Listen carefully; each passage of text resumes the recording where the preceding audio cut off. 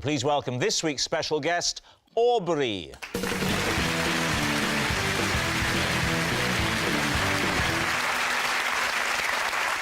So, Steve, what is Aubrey to you? This is Aubrey. When he goes on holiday, I look after his pet snail. Sarah, how do you know Aubrey? This is Aubrey. He once followed me home for 10 miles just to return my jar of mango chutney. Right. And finally, Lee. This is Aubrey. We were once threatened with eviction after we stole and fried our housemate's socks. David, where do you want to start? Steve, this snail, describe it. It's got a shell and an undercarriage. Undercarriage. OK. Welcome to Steve Davis Natural History. It's back to you in the studio. It's a common garden snail, nothing Right. special, and Aubrey asked me to look after it. Where does he keep it? Basically in an aquarium, the same as you would keep any type of snake or lizard. So he keeps a common, normal, regular snail. Totally regular snail. The sort of thing one might find, you know, dozens of just in the garden. He keeps one of in a tank. Yes. Does the snail have a name? This one's called Judd. And what do you feed him? Lettuce or occasionally dandelion leaves. Right. As a treat. Or you should give him Frenchman as a revenge.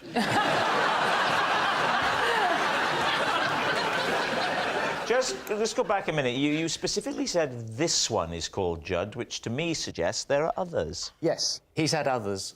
The last one was Ronnie. Ronnie before Judd. Before Judd. And Alex. Alex? Now, are you picking up this theme, Craig? Yes. Got this. With your snooker knowledge, I mean... Steve, does Aubrey have other pets? He used to keep snakes. What does Aubrey do for a living? He used to work in the snooker club I played in. Yeah. And we got to be friends over a period of time. I was, to some degree, interested in snakes no longer. And that's how we sort of got a bit of an interest. So does he live near you? In the Romford area. And when he goes away, do you go to his house to feed the snail? No, the snail comes to me. That must take ages. So, what does the task of looking after a snail involve? Fresh food and Yes, of also course. keeping the soil moisture. And do you monitor the... Would you worry if he appeared a bit sluggish?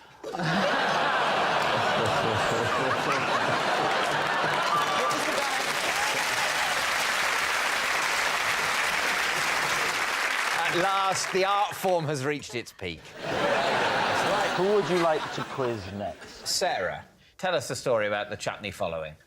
I was in a supermarket and I did all my shopping, and then when I packed it up, I didn't realise that I'd left some chutney. You'd packed up all the shopping apart from a jar of chutney. Yeah. Mango, did you say? Mango. Delish. Continue. So nice.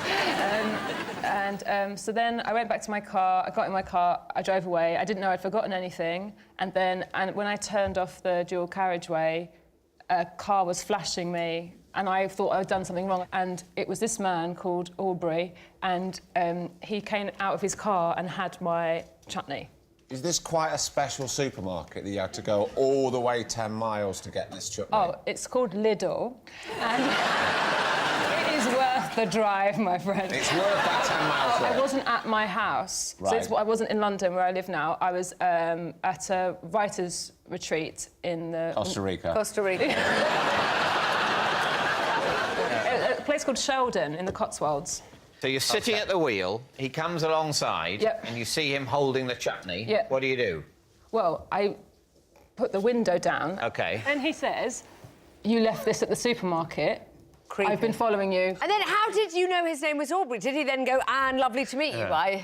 No, he tweeted me. He tweeted me that night. Saying what? How's your dinner with your chutney? Did you reply? No. So So hang this on. is the first time you've seen your stalker since... No, it's a year never got in contact again. He's not a stalker. She left some chutney and he brought it back to her. If For that 10 makes you a miles. stalker, For then I 10 think we're all a miles. little bit of a stalker, This is just aren't a we? jar of normal mango chutney. It's delicious, but yeah, normal. Did you definitely leave the chutney there, or did he just pick anything off a shelf and then follow you, and he's here now? Oh, yes, when you in the shopping, you found the jar of chutney. Did you find more chutney? I didn't, but now I'm scared, even though I know I didn't. All the audience members are going, yes, he stopped me for chutney once. Now then, what about Lee? Lee, remind us of your story. This is Aubrey. We were once threatened with eviction after we stole and fried our housemate's socks. What was the name of the housemate? Her name was Kathy. And who caught you frying these socks? The catching didn't happen till the next day because it was on New Year's Eve. Right. And we were about to go out celebrating. And we may have been, in my more carefree days, a little bit worse for wear. And so we decided it would be fun to fry these socks. So how did you fry them? Well, as anyone knows, you want to go for your basic, get a bit of butter in, get it all hot, nice and heated, lay the sock like a thin piece of steak, one side, all you're doing is searing the edges, you don't want to cook the middle. How did you know Aubrey? But, well, me and Aubrey had been travelling together in Australia, and we were in Australia at the time. Did I tell you that? No. Oh, well, I just have. Those socks were left in the frying pan, Yeah, weren't they? overnight. So who Jill. found them the next day? The mother of the flatmate. No way. Yes, way. Describe the crisis of the next day. The mother's there. She's come into the house. She's Yeah, so seen we've the come- charred socks in the frying pan. Yes. What happens next? So we've come back late on New Year's Eve. Now New Year's Day, it's like 4 in the morning. So I was still asleep, and it was Aubrey that got the grief off the mother. Right. What was she so cross about? What was she so cross about? We'd fried her daughter's underwear. What do you think? That's well, Not socks. underwear, Socks is not underwear. They are where I wear them.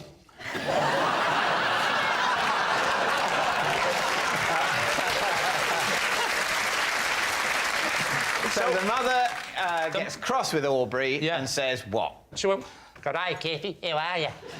She's come in, and then she comes and she goes, "Screw! Who's done that in me daughter? Who's done that with me daughter's socks? I'm gonna go crazy." Oi, you, Aubrey, get yourself down here. So Aubrey comes down, wanders down in the kitchen. She went, "Struth, mate. Who would fry a girl's socks?" And then he said, "Look, we were a bit..." And she went, "Don't you..." And she went crazy at him. She absolutely went crazy. She said, "I'm going to report you to the owner of the house," she said, "and I'm going to have you evicted." Were you evicted? Did you have to leave We it? weren't evicted. We were threatened with eviction. Yeah. I think the landlord did then have a word. Aubrey was very much seen as the leader of the two of us. He's the kind of person... I mean, look at the different statures of the two of us. He can hold himself. Boy, can he hold himself. And...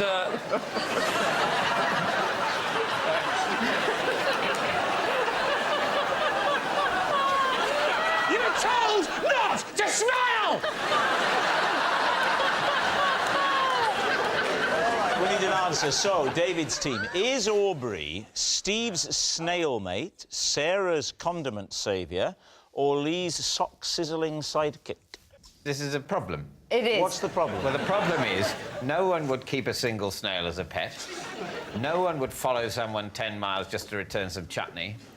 And Lee would fry some socks, but it's clearly not Lee. So, come on, what's Socks. it? Socks? You're saying socks. OK, Socks. in that case, Aubrey, would you please reveal your true identity? I'm Aubrey, and Lee and I fried our housemate's socks. Yes, Aubrey is Lee's sock-sizzling sidekick, and the proof is found in this. Those are the socks. And who is that ever so camp, glamorous young man holding them up? Thank you very much, Aubrey.